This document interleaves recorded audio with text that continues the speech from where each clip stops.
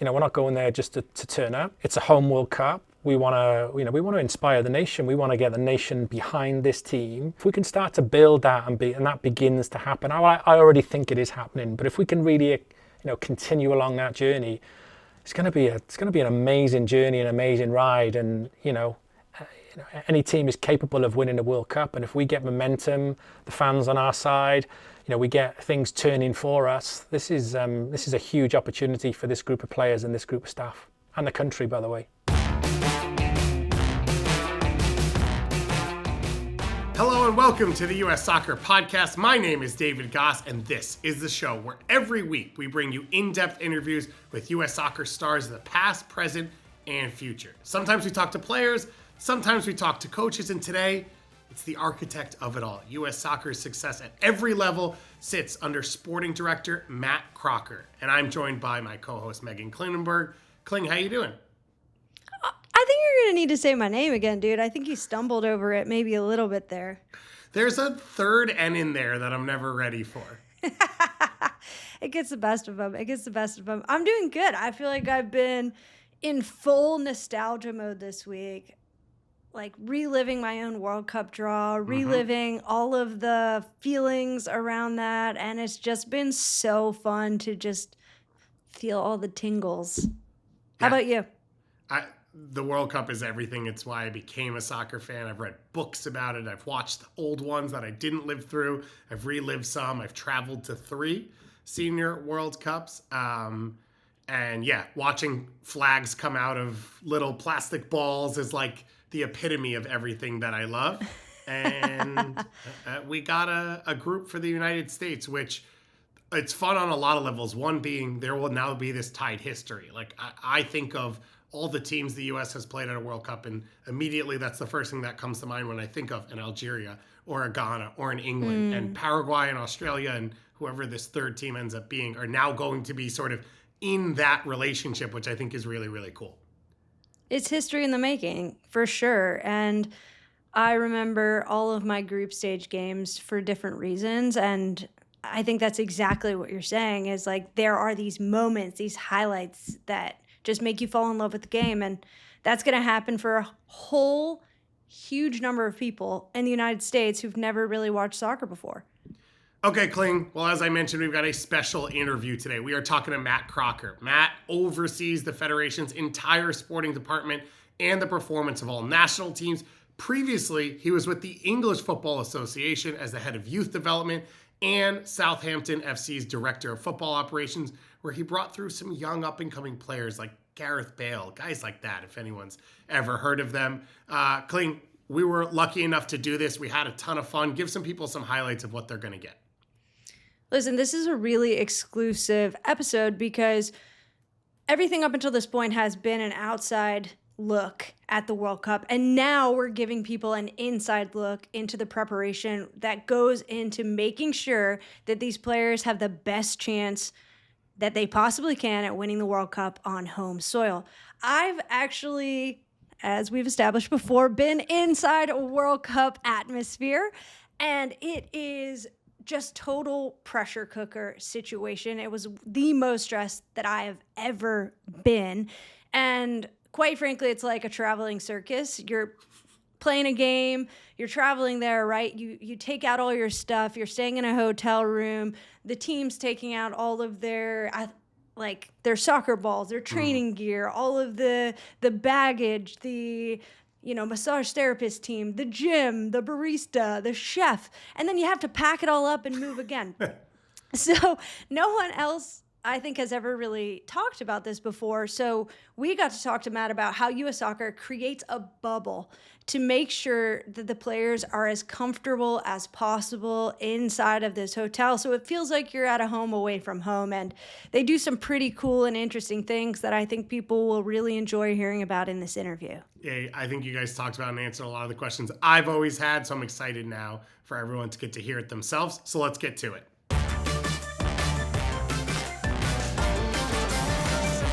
Well, hi, Matt. Thank you so much for taking the time to join us. We appreciate you being here. Oh, you're welcome. So let's start with this. I know how I reacted when the draw came out. What was your initial reaction when you saw USA's group at the 2026 World Cup draw? I mean, I think relief in some ways that you finally know who you've got, and you can start to plan accordingly for the opposition. You know, clearly there's still one place still up for grabs in our group, and you know, in an ideal world, we'd have liked all that to be sorted now, so we can, you know, really crack on with the planning. So, you know, relief in some ways, but also like excitement. It then starts to feel a lot more real now. So yeah, excitement and so they were the two things I felt to start with. We're really excited to talk to you for, I mean, different reasons than everybody else. My reason is because I feel like the analysis of our group has been like, I mean, like people are like going over it with a fine tooth comb. So I wanted to talk to you about the preparation and the process now and help everyone that is outside of this realm understand all of the layers and the nuances that go into preparing for a successful tournament. So my question is, after the draw happens, what's next? And who was your first call? Yeah. I mean, I think my first call was to Tom King, who Tom obviously organises our fixtures. We've got one outstanding preparation game, and obviously having, you know, finalising the draw gives us we're able to put the final steps in place to secure the opposition that we want, which is the final piece of the jigsaw in all of the preparation. So that was my my first call and my first conversation. And then just regarding the planning, it's business as usual. You know, the plannings for World Cups start. You know, we're fortunate enough to be one of the host nations, so you know we've been planning all the way through. You know, nothing changes. It's business as usual. Of course, we know the opposition now, so we can start to do a deeper layer of analysis with regards to, you know, their teams, their tactics, the players, you know, and obviously the draw has pitted us against teams that, you know, Tom King has done a tremendous job, because it works out that we've played Australia recently. You know, we played, obviously, if it turns out to be Turkey recently, and we had a game recently against Paraguay. So, you know, even though that gives us will give us a lot of confidence, no two games are the same. This is a completely different scenario. This is a tournament feel. There's, it's a World Cup. There's much more riding on the games, even though, you know, you've heard Mauricio saying that in this preparation, every game has got to feel like the World Cup final. But, you know, clearly it gives us some confidence, but we are also really, really mindful that just because we've had successful results, you know, we can't just go, there's a tick in the box. It's going to feel very different. It's going to look very different. And there's still a lot more to play for come March, the final prep camp in May, and then obviously into the tournament. When does that scouting process for those opponents start for you all? Because you say business as usual, but you have friendlies, then you've got those games. Is there a moment that you're not going to be watching a Paraguay friendly replay over the next 7 months? Yeah. Listen, I know our analysis team with our technical team, you know, the second that draw came out, you know, the videos would have been out. The amount of analysis you can do now through video scouting would have been there. The technical reports will already start. You know, we've got a very sophisticated, excellent group of technical coaches and scouts. So, you know, they'll already be doing that work. But obviously, you know, we'll be treating the games in March as the next step. So that will be going on alongside our preparations for those two games as well. One of the things that fascinates me about scouting is that it's a bit like beauty in the sense that it's in the eye of the beholder. So when you have a big team of scouts who are traveling all over the world, watching videos from teams all over the world, preparing for not just 3 other teams, but 6, and knowing that everyone sees the game differently, how do you work with Mauricio and his team to create a scouting plan? Yeah, I mean, I think firstly, there's a difference. I mean, scouting for us is what I call our talent ID department, and those guys are out scouting players that can come and play for our national teams, whether they be at youth level or at senior level. And we're constantly tracking a large number of both senior and youth players currently in our system and on currently not in our system that might be dual nationals, etc., or players that haven't been called up yet for our national teams. That we're constantly doing that talent ID cycle of which players could come into various age groups for various tournaments. So there's a full audit process going on there, which is what I class as scouting. And then you've also got what I would call like team or game analysis, which is very much a smaller team. So that would be some of Mauricio and some of his technical staff, alongside some of our analysis staff that would be doing that SWOT analysis on the opposition teams that we've either got coming up, or obviously as we begin to look forward to the World Cup, that would be supporting Mauricio in, ultimately Mauricio will decide how the team plays. Those guys will, sit with Mauricio and go through, the tactics, the strengths, the weaknesses, the players individually, what we might expect from starting lineups, set plays, etc., what teams are like in transition. So all that stuff will be going on behind the scenes, but that will be a much, much smaller group of individuals currently in Mauricio's team that would have a deep understanding of his philosophy, style of play, culture, etc. And how do you hone in on so much information and point out and figure out for the team and for Mauricio what is most important? Yeah, that's the Mauricio decision. I think, my job is not to, tell or dictate or get involved in those tactics. My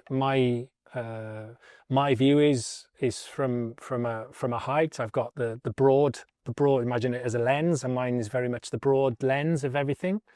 Whereas Mauricio's got the laser focused, and there's the zoom bit, and the zoom bit is when we're drilling down in, and that would be the information that would get presented to Mauricio, and then Mauricio will make the decisions over which bits he feels is important within the tactical plan for the teams, over the team and certain players or positions of players, and how he wants to set up the team. So it very much works as a funnel, really. One of the unique parts of this setup is that you are going to be playing a team you don't know yet, and there are 3 games for that team to be decided in an all single elimination UEFA playoff games. Have you guys talked about how you want to handle? Is everyone going to be at those games? Like, how do you handle sort of analyzing what's going on and preparing for all these teams that will then whittle down, but much later? Yeah, I mean, I think the first point is that we haven't got to wait until March to begin the analysis on these teams. The way that video scouting will work, we will be able to, analyze the same as other nations will be analyzing us in terms of X number of games. It depends however long you want to look back into it to be able to start to bring together, the analysis that you feel is going to help the team be as prepared as you possibly can. There'll also be individual player analysis of what their squads may or may not may look like, which players might be injured, which players might be returning from injury, where the overall squad is, etc. So you can start to do that work now, and then Mauricio will make the decision. Come March. Obviously, it's going to be difficult for Mauricio to go and watch the game because we've got games ourselves in the FIFA window. So, but Mauricio will confirm a plan of how he wants to attack those games, which are critically important, and they'll give us the final piece of the jigsaw for us to continue our preparation as we lead in towards the World Cup.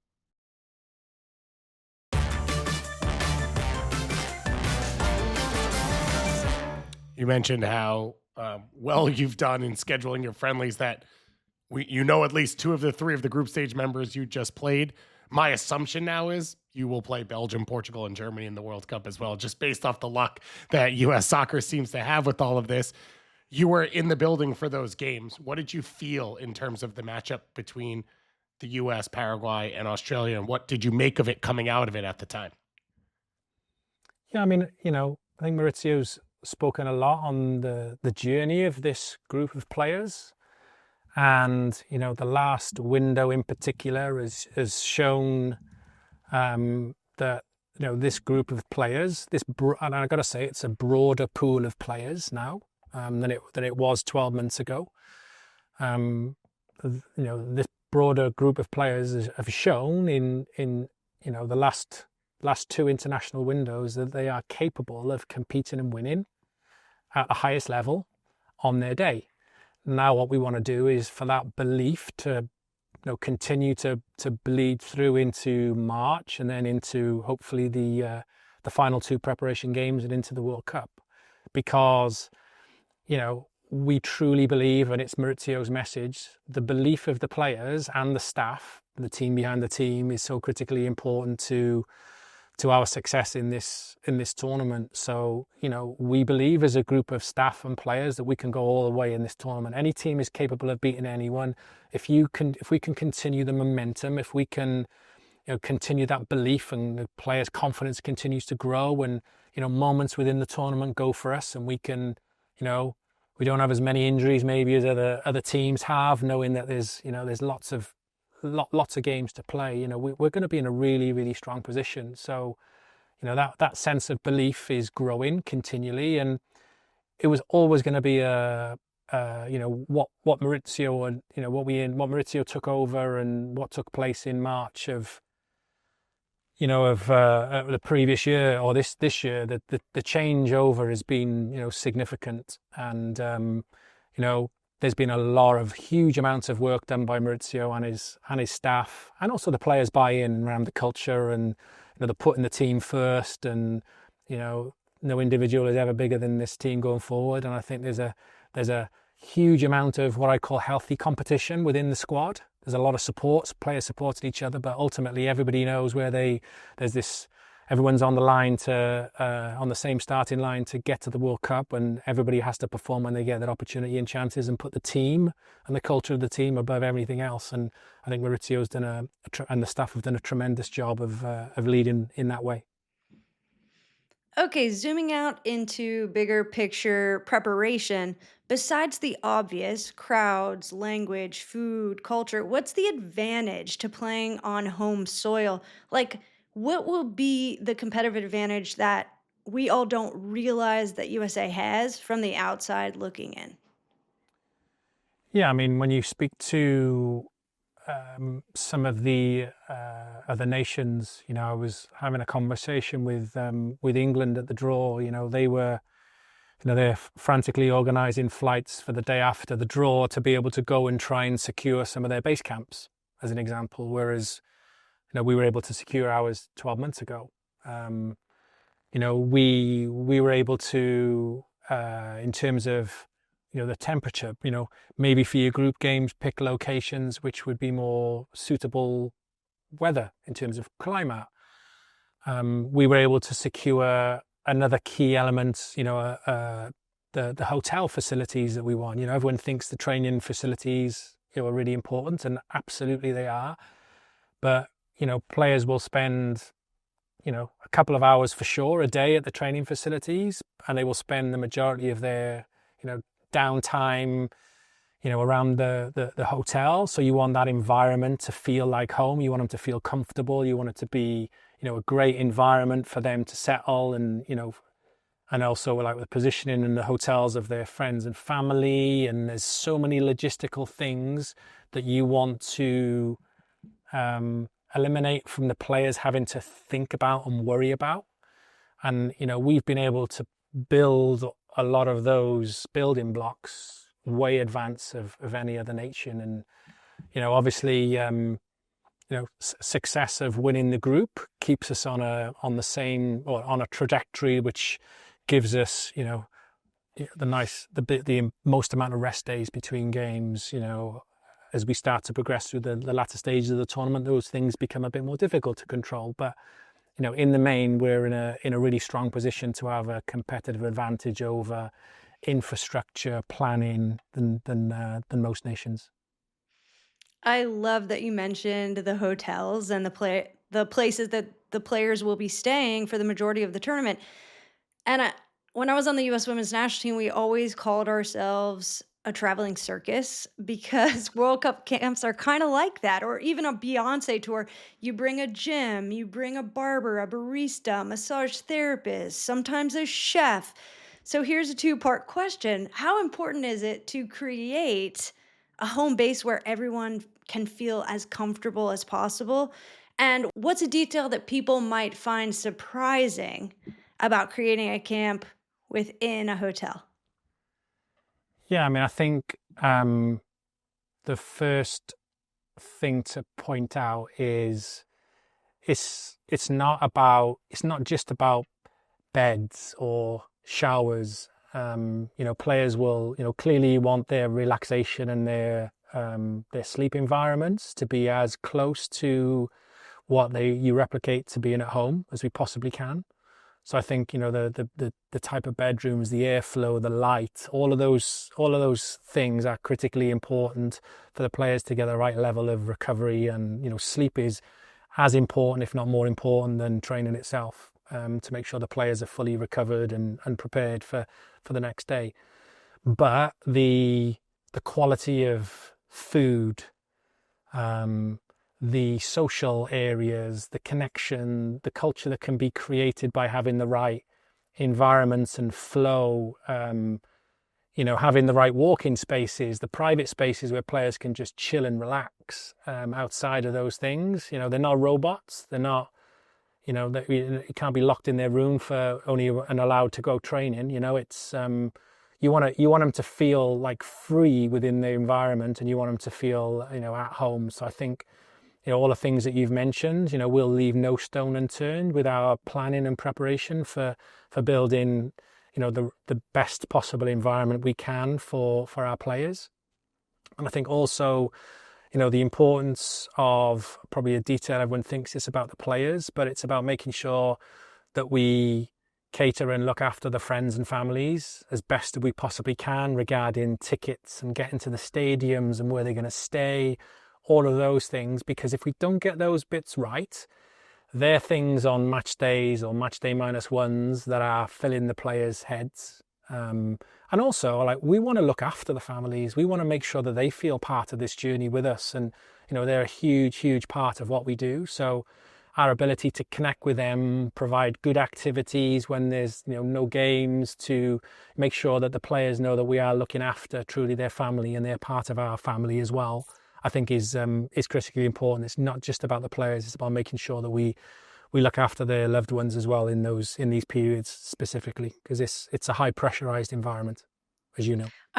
I'm really glad you mentioned that because that was literally my follow-up question. In 2015, the Friends and Family program was a total lifesaver. It allowed my family to figure out the logistics where it's really hard going from city to city to city to city, following around a team, trying to find a hotel, trying to find flights, how to get to the game. Should I meet up with somebody before? And US Soccer takes care of all of that and takes the burden off of the player and the family. I feel like it really allows the player to just hone in on what's important, hone in on, the mentality that they have to be able to compete for a World Cup. And so that brings me to the thought tournaments are a totally different beast than league play. They're intense, they're short, they are under like a microscope of media scrutiny. How do you help Mauricio and his team and the players uh, psychologically, emotionally, and physically get prepared for that? Yeah, I mean, look, we, in both Emma and Maurizio, we have two coaches who are used to working at the highest level of the game and will understand this way more than I could ever dream of. I've never managed in a Champions League final, whereas Maurizio has. So Maurizio understands this way better than I can. It's not my place to be able to say to Maurizio, how are you thinking about this? He's been there, he's done it, his experiences are there, he's hugely successful. And we already, and what we also want to make sure these moments feel like is that, all of a sudden there's not 5 extra new staff that turn up because it's a World Cup. The consistency, the relationships, these have been set, some of the staff have been with the program for many, many years. Some of them came in with Mauricio, and the relationships between the players and the staff and the culture and how things operate every day are already in place. And the idea is that these things roll into the World Cup, and it shouldn't feel new and different. It should just be an extension of what's already been going on. So, the idea from our perspective is, keep things the same as they were. We feel like as if we've got a great program with support in every area, whether that be on the field or off the field, and we just want to continue the momentum that we've been building over the last year. Bank of America is proud to be the official bank of U.S. soccer, driving a positive impact in the game and in communities all across the country, helping turn possibilities into achievements and lifting fans, stadiums, and cities to their feet. What would you like the power to do? Bank of America, official bank of U.S. soccer. Bank of America, N.A., member FDIC.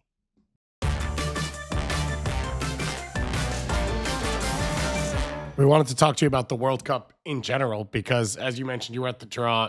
This has become your life, and it is a 48-team World Cup. I'm curious if the conversations you're having with whether it's other federations or inside the federation on what you think would be different about this tournament. Do teams change the way they play their style because of it? Do teams change the way they select rosters? Do you think we get more or less upsets? What do you make of what a 48-team World Cup is like, and maybe what conversations have you had around it? Yeah, I mean, I guess the answer is we don't know yet because we've never had one. Clearly you need to win one more game. Clearly it's a longer World Cup than it's ever been before. So, does that mean that there will be players on the roster that would be used more than World Cups of the past? Will there be more injuries?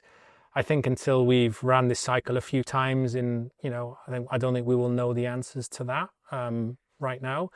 But I think all we're doing is focusing solely on ourselves and, the preparation, for both March, as I've mentioned, and the games then leading in after that, the two final prep games before we set up and move across to base camp.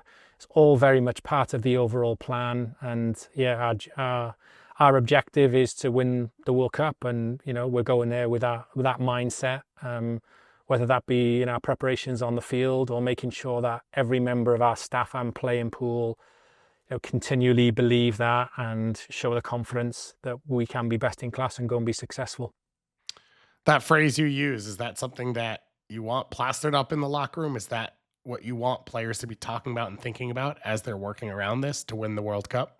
100%.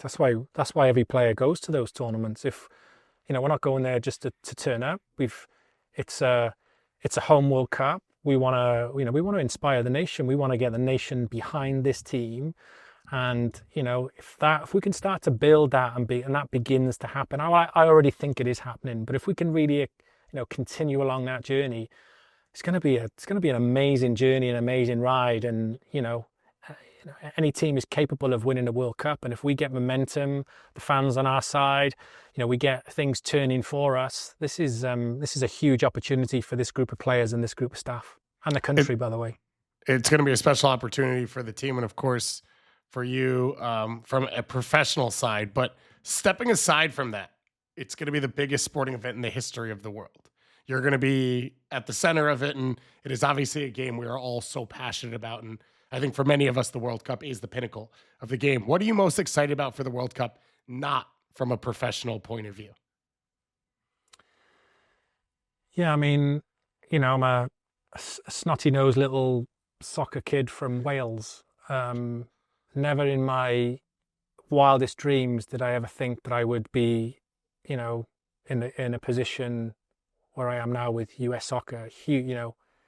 I feel hugely privileged. My family, the sacrifices that you have to make to be in this position are massive, and to have the opportunity for hopefully not sorted, but the opportunity for hopefully for my dad to come and watch a game, for who still lives in Wales now, for my mum, for my boys, my three boys who probably is the biggest sacrifice is I've probably seen more professional games than I've ever seen them play, because my wife was the one that was taking them to their games because I was always working. So, the opportunity for them to hopefully be able to enjoy some of those moments, I think is super important to me and to my family. And, also I think when I think about the World Cup and I think not about the team, I also think about our staff, and whether it be the operations staff that follow us around the country and do so much work at the stadiums beforehand, working ridiculous hours all of the time. I just hope that they all get an opportunity to enjoy the moment and can look back on hopefully an amazing World Cup. And, they've all got a squad number. They've all played a significant part in the success, hopefully, of this team going into the summer. And I'm excited for them to feel that as well, because the work that has gone on behind the scenes by every member of staff in the Federation is unbelievable to bring this to life. And I'm excited for them as well. It truly is like a moment for a player or yourself that is like the pinnacle of career moment. And it's so nice to have your family there because they've been such a big support. You don't make it there without them. So I want to know, is your family going to be part of the Friends and Family program, cruising around with everybody? I very much hope so. My two eldest sons are still based in the UK. They're working. One's just finished university. My youngest son is here with my wife, with me in Atlanta. So we're hoping to make it all work. And now we know where the games are and everything. We can finally put the final bits of preparation. But I want them to enjoy those experiences, to be around the family and friends. So yeah, we will do all we can to make sure that happens for sure. Okay, let's end here. US Soccer recently unveiled a campaign called Never Chase Reality. It's official 2026 World Cup men's national team campaign, and it talks about ignoring the odds and daring to dream. And I actually just watched it, and I kind of sort of got chills and like all the tingly feelings inside, and that's how you know it's well done. But how does that connect to the way you want to see all US teams show up on the field? Yeah, I think we've also got, I think there's a part of this is, there is a sense of reality. So, right here, right now on the men's side, we've got a lot of work to do in the youth development space and in the landscape to continually improve the quality of the young American player that is going to be hopefully successful in our senior teams and help our senior teams win both on the men's and the women's side. So I think there's a sense of reality that I want to bring to the forefront, which basically says we have a huge amount of work to do in this country to truly be the best. And we have an opportunity to do that. And, this tournament, the Olympics, hopefully the 2031 World Cup is going to give us unbelievable platforms to, grow the game at all levels, to bring more finances in to support the things that we want to do in terms of player development. So, I want to bring a sense of reality forward, but I also want to make sure that above all of that hard work that needs to go on and the work that we're doing, that we, at any one moment, at any time, you can beat a team. We're capable of beating it. We've shown this last window, we are capable as a team of beating anyone in the world. And if we build momentum and grow, we not can only dream, but we can deliver. And we want that message to be clear as well. So it's finding, it's a sense of reality. This doesn't, we can't just go dream, fairyland, it'll happen. We got to make it happen by improving and by the sense of reality of where we are and getting better every day. And the players and staff put in the program and the hard work and all the stuff that you guys know is critically important to build a successful team. We do all of that stuff that's in our control really, really well. Anything is possible. And I think that's where I would push towards. I think every fan loves to hear that. I think every fan is very excited, especially after the draw and now hearing the opportunity to get a peek behind the scenes of how preparations are going to come about over the next few months. Matt, we appreciate you taking the time to do this, and we look forward to doing it again sometime. No problem. Thanks, guys. Appreciate it. Check engine, ABS, or maintenance light on? And O'Reilly Auto Parts is right around the corner. O'Reilly Auto Parts can help take the guesswork out of your vehicle's check engine, ABS, or maintenance light with O'Reilly Veriscan. A free service that only takes a couple of minutes to complete. You'll receive a free, easy-to-read report with solutions based on over 650 million vehicle scans that have been verified by ASE-certified master technicians. O'Reilly Veriscan can identify the most likely problem with just one scan. The professional parts people at O'Reilly Auto Parts can then recommend the parts and tools that you need to do the repair right the first time. And if you're not comfortable doing the repair yourself, they can recommend a local shop for you. Don't ignore check engine, ABS, or maintenance light. Stop by O'Reilly Auto Parts and ask for O'Reilly Veriscan today, a free service exclusively at O'Reilly Auto Parts.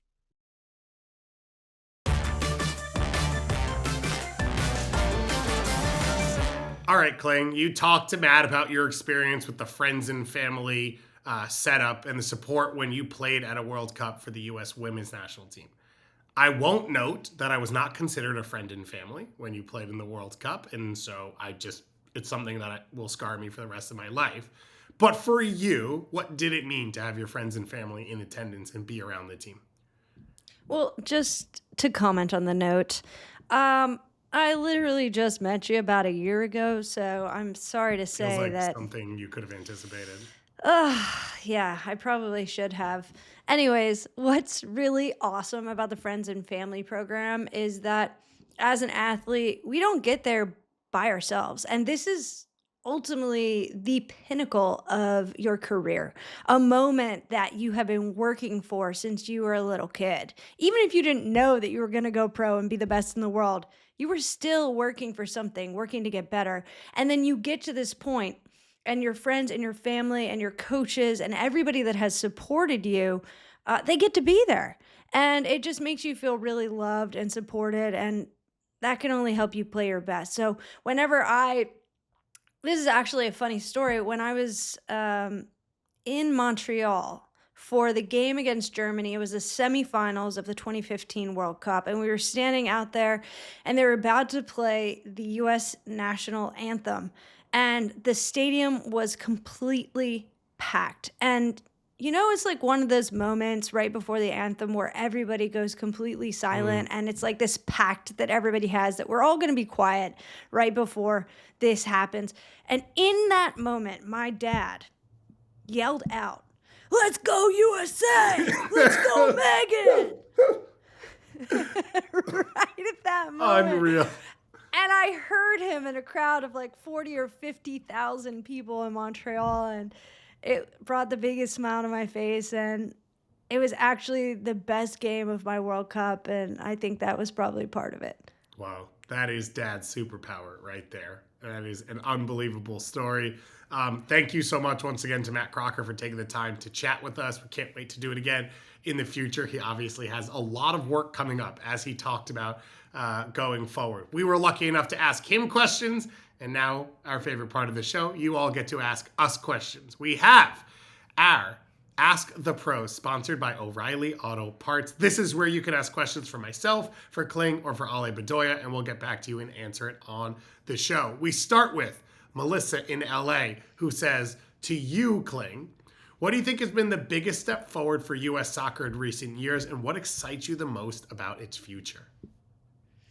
Listen, I know this is the easy answer, the obvious answer, but it has to be U.S. soccer taking on the Men's World Cup in 2026, the Olympics in 2028, and hopefully the Women's World Cup in 2031. That is a lot of world exposure, global exposure, and I think that it's going to help the USA move forward in this sport as a country, but also at all levels. I just feel like so many people are going to become more interested in the sport, and then more people will play the sport. And as more people become interested and more people play, that means there will be more people to select from for national teams. It'll be more money in the sport. It'll mean more exposure in the sport.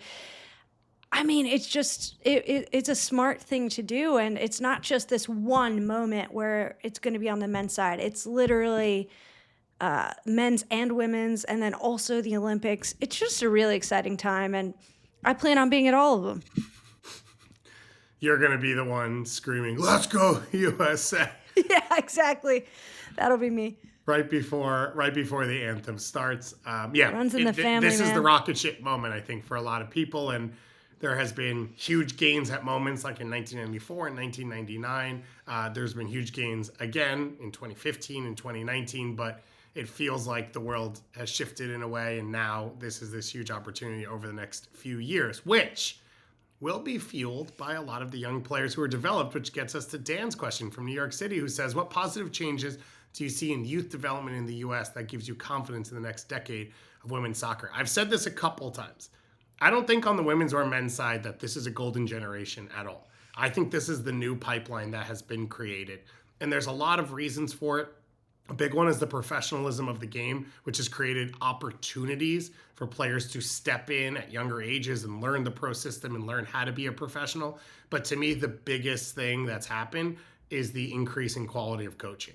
And that goes down to how many ex-players can now go back into the game as coaches. It goes to a lot of the coaching regimens and programs that are more readily available to people. And it goes to, I think, a lot of the professional atmospheres that people then can tap into. So instead of there having just been a U.S. soccer set up in one spot, there are pro clubs around the country now that you can learn from, that can run programs for local coaches, that can have a network that they're connected to.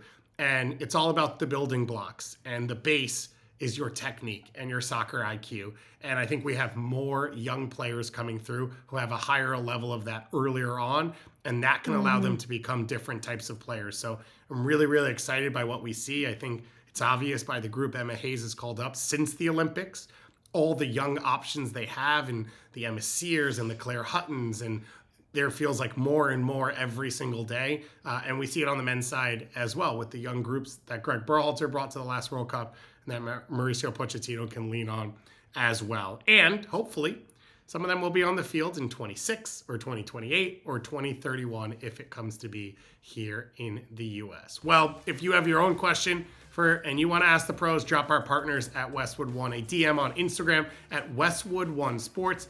Thank you to Kling. Thank you to Matt Crocker once again, and thank you to all of you for listening. Don't forget to follow us wherever you get your podcasts. Subscribe on YouTube and never miss an episode, and we'll be back next week.